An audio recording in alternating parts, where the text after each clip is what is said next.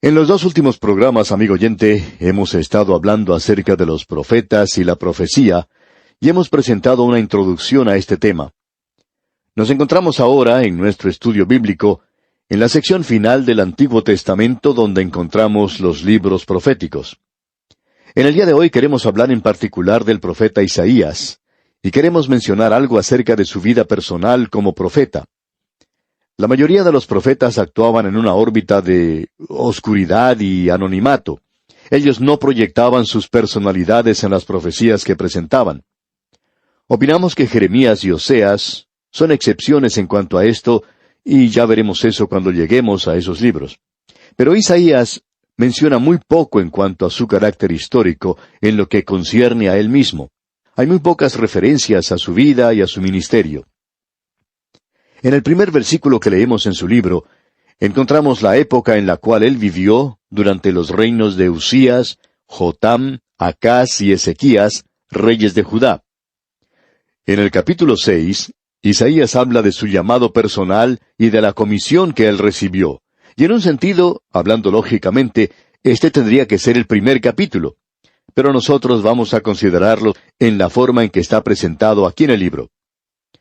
Ahora, en los capítulos 36 y 39 de Isaías, tenemos una sección histórica en la que se menciona la porción del ministerio de Isaías durante la crisis que tuvo lugar cuando los ejércitos asirios rodearon a Jerusalén. Hay algunas pocas secciones personales, pero por lo general Isaías se mantiene en las sombras y él señala a otro que vendrá, aquel que era la luz del mundo. Algunas personas opinan que Isaías pertenecía a la familia real de David. Esto, por cierto, no puede ser comprobado, es nada más que una suposición. Y otros eruditos, observando lo que dice allá en Hebreos capítulo 11, en el versículo 37, donde se habla de algunos testigos que fueron aserrados por su fe, creen que Isaías es quien es mencionado allí. Eso puede ser cierto y puede estar equivocado, no lo sabemos. Pero el crítico de tendencia liberal ha tratado de cortarlo, fraguando una tenue trama de un papel doble de Isaías que es hipotético, y hay algunos que aún han ido más allá tratando de fabricar un tercer Isaías, y no hay ninguna clase de evidencia documentada más allá del escepticismo del crítico destructivo. Lo que ellos tratan de hacer es en realidad despedazar al profeta Isaías. Pero la historia nos presenta solo a un Isaías, y no hay dos ni tres, solamente uno. Y debemos indicar que probablemente Isaías es el profeta con el cual los eruditos trabajan más que con cualquier otro, en los pergaminos que fueron hallados en el Mar Muerto. Y allí se encuentra una gran parte de lo que escribió Isaías. Y en esa época no había dos Isaías, había solamente uno. Así es que es muy interesante notar que el Señor ha permitido que un pequeño pastorcito encontrara un cántaro de barro donde se había colocado estos pergaminos cerca del Mar Muerto, y de allí se toma uno de estos pergaminos y se confunden los críticos. Opinamos que es necesario dejar que el Señor se ocupe de todo esto. Nosotros vamos a seguir adelante. Ahora permítanos ilustrar eso de una forma más familiar. Supongamos que dentro de unos 1000 años, un grupo de arqueólogos se encuentra investigando algunas huellas. Hacen algunas excavaciones, digamos, en el estado de Kansas, en los Estados Unidos, también en Washington, y también excavaciones en Europa. Y luego dicen, ¿sabe usted que existieron 3 Eisenhower? En Europa se encontró al general Eisenhower, que fue quien comandó al ejército que logró una gran victoria militar. Y luego había otro Eisenhower, que se llamaba Dwight Eisenhower, y que llegó a ser presidente de los Estados Unidos. Él fue elegido en el año 1952 y reelegido en 1956. Y luego existió otro Eisenhower. Este otro era un hombre enfermo, fue víctima de un ataque al corazón y tuvo una operación quirúrgica muy seria. Ahora alguien va a decir, bueno, eso es lo más ridículo que he escuchado. Pues bien, amigo oyente, cuando escuchamos hablar acerca de 3 Isaías, sentimos exactamente lo mismo. En la profecía de Isaías encontramos una similaridad sorprendente con toda la Biblia. Y si usted hace una comparación sencilla, se dará cuenta que es algo muy destacado. En la Biblia tenemos 66 libros. El libro de Isaías tiene 66 capítulos. En el Antiguo Testamento tenemos 39 libros. En el Nuevo Testamento tenemos 27 libros. Ahora, en el libro de Isaías, tomamos los 39 primeros capítulos y tratan del gobierno de Dios, y el énfasis se da a la ley. En los últimos 27 capítulos, uno encuentra la gracia de Dios y la salvación de Dios. Existen 66 citas directas tomadas del libro de Isaías en el Nuevo Testamento. Algunos han encontrado que se alude a Isaías unas 85 veces en el Nuevo Testamento. 20 de los 27 libros del Nuevo Testamento citan a Isaías, y 12 libros tienen citas directas en el Nuevo Testamento. Isaías, pues, está entretejido en el Nuevo Testamento como un hilo de brillantes colores que forma un dechado realmente hermoso. Isaías se puede discernir y es muy evidente en todo el Nuevo Testamento. Isaías ha sido grabado en la roca del Nuevo Testamento con el cincel del Espíritu Santo. Isaías se utiliza muy a menudo para recalcar y amplificar en aquellos pasajes que nos hablan del Señor Jesucristo. El Nuevo Testamento presenta como tema al Señor Jesucristo. Y en la misma manera, Isaías presenta al Señor Jesucristo como tema. De paso, digamos que Él ha sido llamado el quinto evangelista, y el libro de Isaías ha sido llamado el quinto evangelio.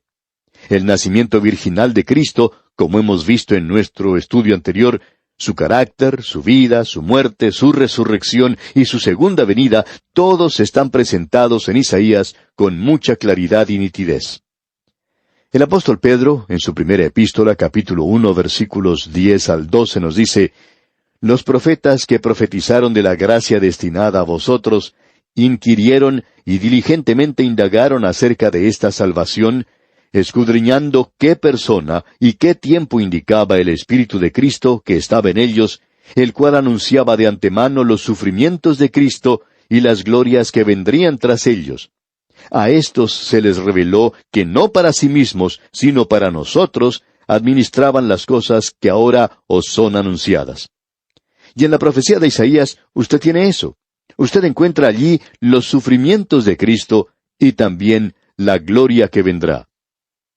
Usted puede recordar que cuando el Señor Jesucristo se levantó en la sinagoga y leyó de las Escrituras, como se menciona en Lucas capítulo 4, lo hizo leyendo un pasaje que se encuentra en Isaías 61. En este libro, pues, vamos a encontrar mucho de profecía que ha sido cumplida. Debemos decir que cuando se dio era algo que estaba en el futuro, pero ya ha sido cumplida y la profecía es el molde en el cual se derrama la historia, y vamos a encontrar en este libro que eso es cierto. Lo veremos cuando comencemos a estudiarlo. Es un libro realmente emocionante y algo verdaderamente maravilloso. En la primera sección del libro de Isaías, que comprenden los primeros 35 capítulos, tenemos lo que se relaciona con el juicio de Dios. En los capítulos 36 al 39 tenemos un interludio histórico. Y luego en el capítulo 40 hasta el 66, el tema que se encuentra es el de la salvación. En el capítulo 1 tenemos el llamado solemne a todo el universo para que vaya al tribunal de los cielos a escuchar las acusaciones de Dios contra la nación de Israel. Y si usted presta atención a lo que aquí se dice, usted encontrará que se presentan los principios y las bases sobre las cuales Dios juzga a las naciones. Dios es quien levanta a las naciones y quien las humilla.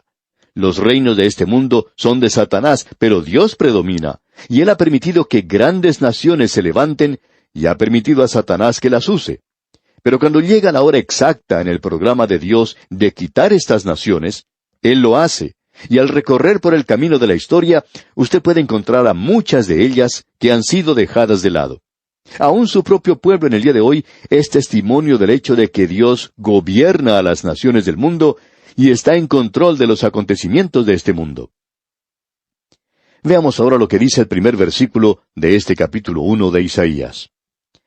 Visión de Isaías, hijo de Amós, la cual vio acerca de Judá y Jerusalén en días de Usías, Jotam, Acaz y Ezequías, reyes de Judá.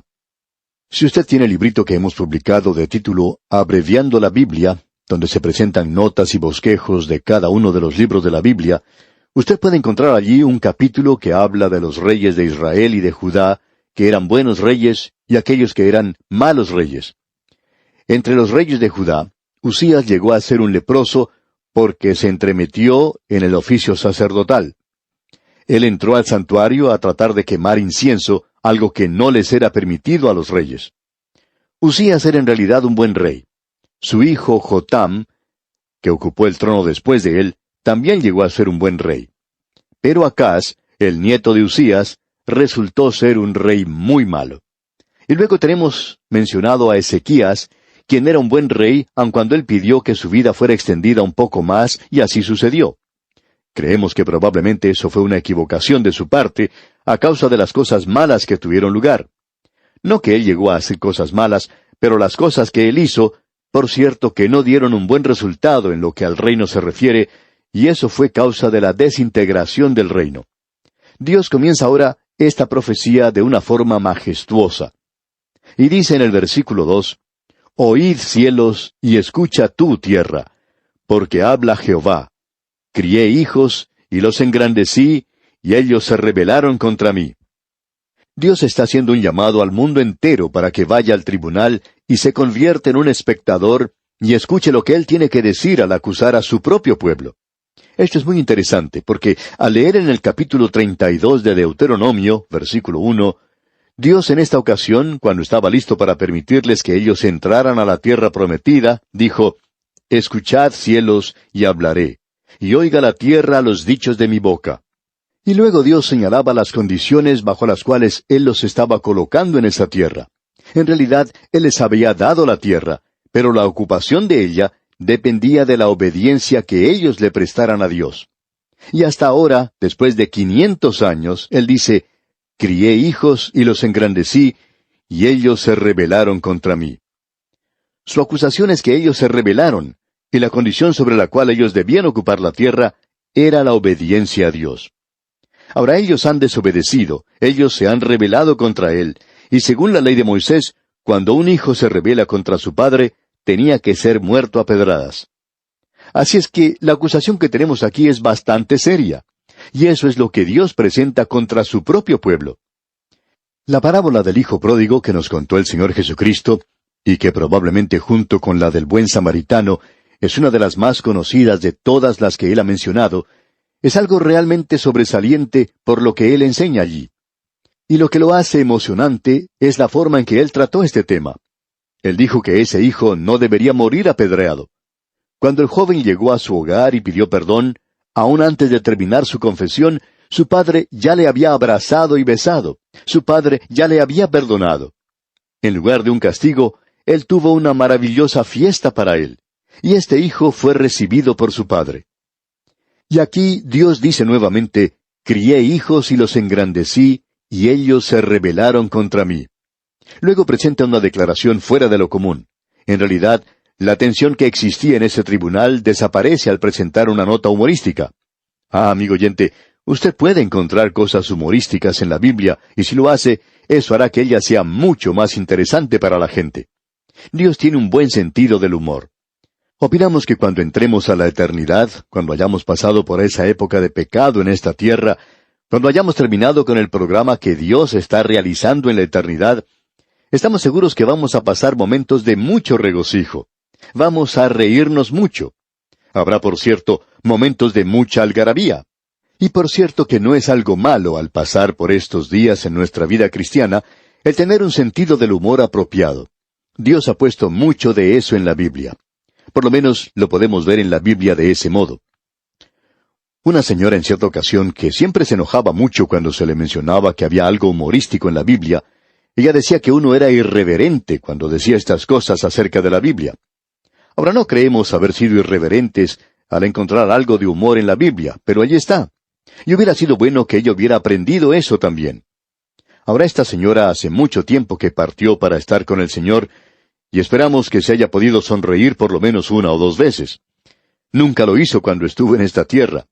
Era una de esas personas que nunca encontraba nada en esta vida que fuera digno de una sonrisa de su parte. En realidad, ella parecía no estar disfrutando en vida como creyente, como Dios quiere que disfrutemos. Ahora notemos lo que Dios dice aquí en el versículo 3 de este primer capítulo de Isaías. El buey conoce a su dueño, y el asno el pesebre de su señor. Israel no entiende, mi pueblo no tiene conocimiento. ¿Escuchó usted? El buey conoce a su dueño, y el asno, ese burrito de orejas muy largas, conoce el pesebre de su señor. Estos dos animales no tienen la reputación de ser demasiado inteligentes. En realidad, el cociente de inteligencia de ellos no es muy elevado, y uno no lo puede encontrar de una manera destacada o sobresaliente entre los bueyes tampoco. Y de seguro que usted recordará los días de escuela, cuando al alumno más atrasado siempre se le llamaba un burrito. Bueno, esos animales, como el asno, no tienen la reputación de ser criaturas muy inteligentes. Sin embargo, estos animales tienen el suficiente sentido común como para saber quién les da de comer. El buey conoce a su dueño, él sabe quién le alimenta. Y el burrito también sabe quién es su señor y dónde está su pesebre. En cierta localidad había un hombre muy pobre que tenía un burrito, y todos los días lo llevaba a un terreno vacío, donde lo dejaba para que pudiera comer el pasto que allí crecía. Todos los muchachos y muchachitas del vecindario iban a ese lugar para poder cabalgar un poquito en ese burrito, y ese animal ni siquiera prestaba atención a ninguna de las personas que así lo trataban. Pero cuando llegaba el atardecer y su dueño lo venía a buscar, ese asno levantaba las orejas largas y sabía quién era su dueño. Él sabía que iba a ser alimentado esa noche.